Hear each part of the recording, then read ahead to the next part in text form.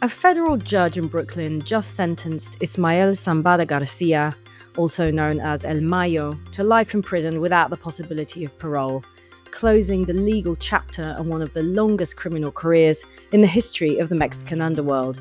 Prosecutors called him the most prolific drug trafficker in modern history, and his sentence really does close an era in Mexican organized crime that, in many ways, is already a thing of the past. I'm Deborah Bonello, managing editor of InSight Crime, and I'm joined this week by Victoria Dittmar, who's covered the Sinaloa Cartel and its factions closely for us. Victoria, thanks for joining me.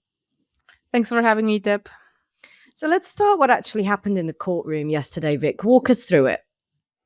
Yes, so El Mayo had actually already pleaded guilty back in August 2025 to being the principal leader of a continuing criminal enterprise in the Eastern District of New York, where he was eventually sentenced.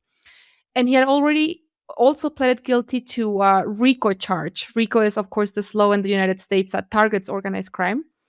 That was covered under the Western District of Texas, but was transferred to Brooklyn for the plea deal and the sentencing purposes.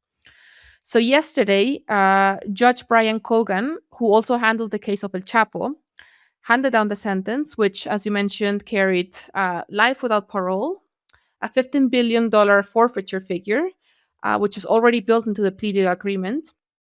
And it's notable, I think, how much ground these two charges cover, because the count in New York addressed his role in the Sinaloa Cartel all the way back to January 1989 through January 2024, so a bit before he was arrested, which is essentially his entire criminal career. And then the Texas count covered a narrow window, but still a long time, which was from 2000 to 2012, and was specifically aimed at money laundering, murder, kidnapping, and other drug conspiracies. Right, and that wasn't the only case hanging over him, right? The Justice Department's release also mentions he was facing, I think, indictments in six other federal jurisdictions, or six federal jurisdictions in total. Yes, right. So New York and Texas were the two he answered for, but there were open indictments in the District of Columbia, which, for example, dated back to 2003. He also had an indictment in Illinois, Southern California, and Central California. And under the plea deal, the Texas case was folded into the New York case, again, for sentencing purposes. And in the press release that the Department of Justice put out yesterday, they said that the remaining indictments would be formally dismissed in the coming days. So yes, yesterday there was the closing of one case, but it was also the closing of every open threat that the United States government had on El Mayo all at once. Right, and as you said, the case went back to as early as 1989, which is when sort of the earliest charges against him start. So tell us a little bit about his story and where it begins. Yes, so formally speaking, or at least when we link him to the Sinaloa cartel, that starts in the late 1980s. He probably had links to the drug trade to some extent even before that, right? But in the late 1980s is when he co-founded what became to be known as the Sinaloa Cartel, alongside Joaquin El Chapo Guzman and other Sinaloa-based traffickers, out of what had previously been known as the Federation in the Mexican underworld, which encompassed all major family-based trafficking organizations that operated essentially in Western Mexico and also along the U.S.-Mexico border, which included other organizations, for example, the Juarez Cartel and the Tijuana Cartel. So when they broke apart, the Sinaloa Cartel became its own organization. Even though it was no longer called a federation, it largely continued to operate as a federation, right? I think we tend to think of the Sinaloa Cartel as this very vertical organization with clear leaders, but really we have found over the years that it is more an umbrella term for various factions, often based on family clans, family ties that are involved in the drug trade in the state of Sinaloa. Some of these family ties have accumulated much more resources and much a more considerable social and political influence, such as El Mayo's faction, also El Chapo's faction, and they kind of became the protectors and those who also offered resources to smaller factions. Um, and these factions, they built networks and contacts all across the continent, right? First of all, they were major players in Mexico's marijuana and heroin production, which kind of propelled them into the organizations they are today. And later, of course, they were also involved in methamphetamine and fentanyl production. And since the 80s, they have also been key players in the cocaine trade to the United States, right? They have consistently sent emissaries to Colombia, more recently to Ecuador and Venezuela to secure cocaine supplies. And more recently, with the synthetic drug trade, they have also made established contacts with suppliers of precursor chemicals in Asia to keep synthetic drug production running, right? So yes, we tend to think of these organizations as global, but it's more like the reality is that these different factions have been able to establish these contacts and create these networks to cover that much ground. So, in other words, El Mayo was a very powerful figure within the Sinaloa Cartel. He headed one of the most influential factions, which is now known as the Mayisa, which is a reference to El Mayo's nickname or alias, and was therefore, of course, highly significant. Right. And as you were saying, they're active in cocaine trafficking as well as methamphetamine and synthetic drug production, which, as we've documented in detail, is a highly layered and disparate trade where you're sourcing, especially in the case of synthetics, precursors from all over the world. So the kind of, this does really go beyond just a drug business, right? This is a pretty sort of sophisticated infrastructure that we're talking about.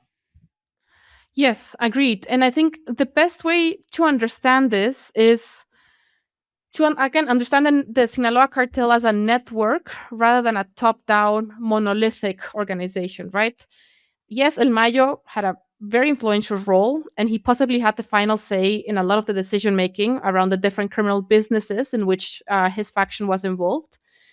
Um, But his faction had thousands of contacts across the continent, from suppliers, transportation networks in Central America, for example, various different brokers that allowed them access to the private sector, both for money laundering, but also to acquire precursor chemicals. They established contacts with clients in the United States, which bought their product at a wholesale level. They subcontracted armed wings, of course, had political connections. And a lot of these different contacts operated semi independently. Some of them were, of course, their own organization. Some of them may have been contacts that were shared with other factions of the Sinaloa cartel, like El Chapo's network. But others may have been exclusive to El Mayo, right? So it's a very complex and layered network, as you mentioned, Deb. And I think, of course, the interesting part here is that infrastructure is specifically built to outlast any one person's arrest, right? And we saw that when El Chapo went down in 2016, when he was finally arrested after many attempts, and he was eventually extradited to the United States. That virtually did not affect El Mayo's business, right? It presumably stayed unaffected. And even after El Mayo was captured, his faction is now run by his son and by other relatives as well, right? So that networked, layered infrastructure makes these organizations to be much more resilient to these arrests. Right. And I dare say, the capture or the third arrest of El Chapo was very storied, right? And by the time that he was eventually arrested and extradited, there are probably few people in the world who hadn't heard of him. And I don't think that could be said about El Mayo. I don't think he was sort of a household name in the way that El Chapo was, which kind of relates to how he ran the cartel, right? And that's where his style sort of diverged pretty sharply from El Chapo's. Yes, I mean, I think El Chapo and El Mayo are similar to some extent, and to another extent, they're completely different, right? So on one hand, they come from similar backgrounds. They have this uh, they come from this generation of drug traffickers that are campesinos, right, or farmers, where a lot of their criminal careers was based in the rural areas. In this case, of what is known as the Golden Triangle, which are municipalities that connect Sinaloa, Durango, and Chihuahua, epicenters for the poppy trade and for the marijuana trade. And since a lot of their business, at least at the beginning, was based on these plant-based drugs, they needed the support from local communities to work the fields, to offer them protection, to tip them off when there was an army operation. And in turn, they were also seen as kind of like providers of economic bonanza, right, in certain areas. So they cultivated this Robin Hood meets the Godfather image, right? For instance, in one of our recent field trips to Sinaloa, it's been a couple of years now because it was right after El Mayo was arrested. We were interviewing a synthetic drug trafficker and producer who lived in a rural area, still in close to Culiacan, so to the capital of Sinaloa, but he pretty much operated in a rural area. And the image he had of El Mayo was very positive because at some point he had helped pay for his father's hospital bills, right? And he referred to him consistently as El Señor, so like the man. And when we think of El Chapo, he had a similar role in that regard, and he had a similar admiration or acceptance from local communities. We even saw that after one of his arrests, there was a march in one of the cities in Sinaloa to demand his release. Right. So in that sense, I think they're very similar. But on the other, as you say, El Chapo became maybe unintentionally a very visible figure at a global level, and I think that had to do with kind of the different things that happened in his life that made it very Hollywood style, right? The Hmm. prison Hmm. escapes, the tunnels he built. He was interviewed by Sean Penn and by Kate del Castillo. He was featured in Forbes. So the narco culture that grew around him was huge. And as you mentioned, I think many people around the world knew who he was, and they came to see him as the leader of the Sinaloa cartel, even though in reality these power dynamics are much more distributed. Hmm. El Mayo never cultivated that. He always kept a lower profile. He was never arrested before. And I think, yeah, part of that had to do with that protection he enjoyed, or this connection he had to local communities, and kind of this approach of keeping a lower profile as opposed to becoming this very famous figure. Right. As something that, the last time I was in Sinaloa too, which was also a couple of years ago, people sort of differentiated between El Mayo and El Chapo's generation of drug traffickers who were sort of respected in the community, as respected as well as feared, whereas the Chapitos and the younger generation of traffickers are simply feared rather than respected, which I think is a pretty key difference. And I also think that one of the reasons Mayo did enjoy that sort of low profile was because he did lean heavily into corrupting the Mexican state, right? Yes, completely. I think that's also, I mean, paired with the social legitimacy and connection to communities, I think that couldn't have happened without those connections, right? And we see that laid out across the different court filings against him and against his allies, where we get this idea that he did, or his faction, spent millions of dollars every year on corruption payments, on buying protection at every level. More recently, we had the case of now the former governor of Sinaloa, Rocha Moya. He was linked to the Chapitos, but I think his case is probably still illustrative of how this protection of organized crime works in Sinaloa, which is maybe similar to what El Mayo enjoyed, which goes from police escorting drug shipments to officials tipping them off when a military operation is about to happen. We also had a lot of that information during El Chapo's trial, and even in the case in the United States against Genaro Garcia Luna, which was Mexico's former top security official during the Calderon government. Hmm. So all of that gives us an image of corruption is part of the infrastructure. It's not just bribing. It's not just like an occasional expense. It's part of how they operate. And it's we're talking about corrupt officials, but also sometimes compromised officials, right? Especially those at the lower levels. As you mentioned, they're respected and feared as well. So violence also plays an important part in how they guarantee that protection from both the communities and from political or official figures.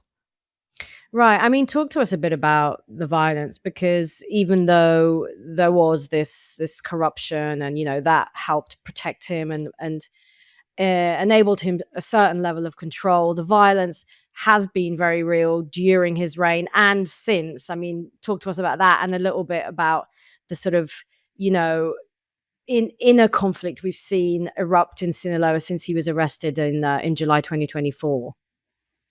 Yeah, I think violence has always been very, very real, despite this image that people have about figures like El Mayo, right?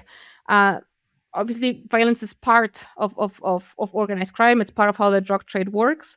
In the case of El Mayo, he had relied heavily on armed wings. The most famous ones are the Rusos and the Antrax, which are also, especially the Antrax, are also based on family ties to El Mayo. And they operated in Sinaloa and Sonora, Baja California, to secure all that corridor to the US Mexico border. So kidnappings, murders, more recently forced disappearances as well have become part of the modus operandi, right? Or have always been. More recently, forced disappearances have become more common than murders, but in general, violence is part of how they eliminate threats, of how they deal with rivals, or even how they discipline internally their own members. So since he was arrested, we have, of course, seen that violence reach historic levels, right? But even before that, we had already seen how different armed wings, even working for different factions of the Sinaloa cartel, were continuously fighting each other, right? So it's very interesting because we see the war now between the Chapitos and the Mayisa, but if we go back to 2019, 2020, armed wings linked to the Chapitos were already heavily fighting armed wings linked to the Mayisa, Mm. especially around the US Mexico border, because they had different interests, right? So that also speaks to you about that fragmentation, I guess, of how we don't understand these organizations as monolithic, but they have different interests. They may work together at some point, but they may be very violent with each other in other points. Right. And we have, like I said, seen more violence since his arrest. And there doesn't really seem to be an end right now to the conflict in Sinaloa. What do you think his sentencing means for organized crime in Mexico moving forward? I mean, the sentencing symbolically is, I think, the end of an era, as you were mentioning at the beginning. El Mayo represented this generation of traffickers who came from rural backgrounds, who had all this mystique around them. That seems to be over, right? That in symbolic terms. Then, in more practical terms, the arrest, of course, as we've said, has led Sinaloa to arguably one of its most violent wars that is still going on today, that has had tremendous consequences for the local population. Um, but the war is not necessarily the result of the arrest itself or the sentence, or in this case, the sentencing, right? It is the result of all the consequences and circumstances that surrounded that. Um, if we go back to July 2024, when El Mayo was arrested, of course he was, or at least from what we've heard in the different cases that are going on right now with the Chapitos and the Mayis in the US, Joaquin Guzman, which is one of El Chapo's sons, he admitted tricking El Mayo, uh, kidnapping him, putting him on a plane, and handing him over to US authorities, right? So that was seen as a major betrayal. And it was a culmination of all the different tensions between both factions that had been brewing for many years. As I mentioned at the beginning, they had been fighting already in other parts of the country. And also, some of El Mayo's sons had testified against El Chapo in previous years. So tension was already, again, brewing and growing. So that war, again, it's not the first war we see in Sinaloa. It's not the first war we see within the Sinaloa cartel, but it is possibly one of the most significant because it has been going on for so long, and there doesn't seem to be an end in sight. I don't think the sentencing itself would change those dynamics. And I also don't think it's going to disrupt criminal activities or supply chains, right? But again, symbolically, in everything that has happened around the capture, has arguably changed the Sinaloa cartel forever, at least as we knew it. Say more about that. Can you expand a little? Yeah, I mean, so one factor is that that model that we've talked about, that El Mayo and El Chapo built, is over, right? Again, the war that we're seeing right now is likely only going to come to an end when one faction either eliminates the other or severely weakens it. Previously, the way that the Sinaloa cartel was able to become so successful from a criminal standpoint was that even though it was involved in violence and in criminal conflicts, at least in its epicenter, it favored reaching non-aggression pacts, having some sort of unity, or at least coexistence between the factions. So if that doesn't work, that means a severe weakening of the criminal organization and the different factions involved. The other faction is what we've talked about, this generation of campesino narcos, which, for better or worse, had the strong link to communities. And you mentioned this just a few minutes ago, Deb. The sons of El Mayo and El Chapo, which are sometimes known as the narco juniors, right? They have a completely different relation to local communities. They are much more urban. They have much more public lives. They're, of course, much more seen on social media, for example. Some describe them as hyper capitalistic. And violence is often much more for show rather than serving a specific purpose. So that Robin Hood narrative that we mentioned before doesn't really apply to them. And what we have found in our field trips as well is that they have definitely lost a lot of the legitimacy that their ancestors or the previous generation had. Also, again, because they rely on forced disappearances that are having severe consequences in the population, of course.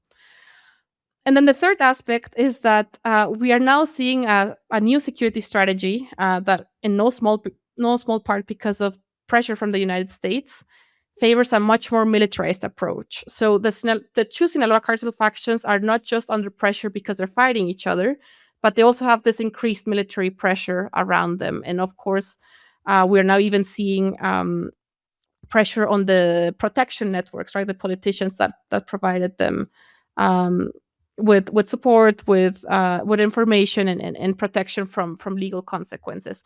So I think that will likely lead to even more splintering internally and more fracturing. So that organization we knew, I think, is evolving, and we're entering a new generation of the Sinaloa cartel.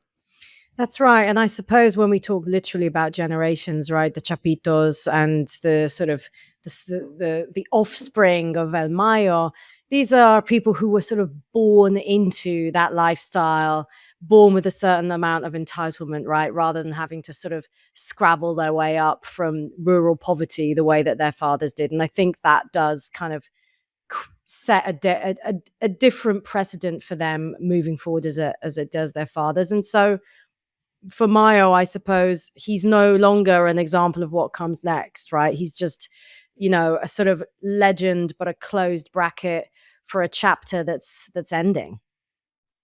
Yeah, for sure. And I think, even before his fall, we had already seen that it had become almost impossible for other criminal leaders to replicate that. Mexico's criminal landscape is much more atomized than when El Mayo grew in power. It's much more volatile now. We see that leaders survive shorter periods, not longer. So I don't think we have any other example of someone who has been able to lead an organization for decades. El Mencho was probably just one example, but of course he was recently killed. So we haven't seen another case of a leader that survives that, right? And also because organized crime now works differently as well. It's much more diversified. Again, operates more in networks, and it's much more volatile. Alliances change. And also something we may see, which is something we're seeing in Colombia, a country that also went through severe changes in its organized crime landscape. What we saw in Colombia is that at some point you didn't see these Pablo Escobar figures, right? You saw actors that had a more invisible modus operandi. We actually called them in inside crime the Invisibles, precisely to avoid this increased law enforcement pressure and pressure from rival groups, right? So we have documented in Colombia how many of the actors that are key to the drug trade today uh, maintain a completely legal facade, are not necessarily linked to an armed organization, but operate more like brokers, more on the business front rather than the territorial, criminal wars, which also gives them a degree of protection. So it could be interesting to see if we see that also evolve in Mexico under these circumstances. Yeah, I mean, there's no doubt that the sentencing and the $15 billion forfeiture are closing the book on one of the most significant careers in modern trafficking history in Mexico. But the organization and the country will move on regardless. What that means for Sinaloa's internal balance in the months ahead is very much an open question, and one that we're going to keep following. Victoria, thanks very much for joining me. Thank you, Deb. You've just watched the InSight Take, our weekly video chat analysis on the biggest crime stories in Latin America. You can find it on our website in the multimedia section or on YouTube and Spotify. And if there's a story or subject you'd like us to take apart, please reach out to me at Bonello@insightcrime.org. We'll be back with another InSight Take next week. Bye for now.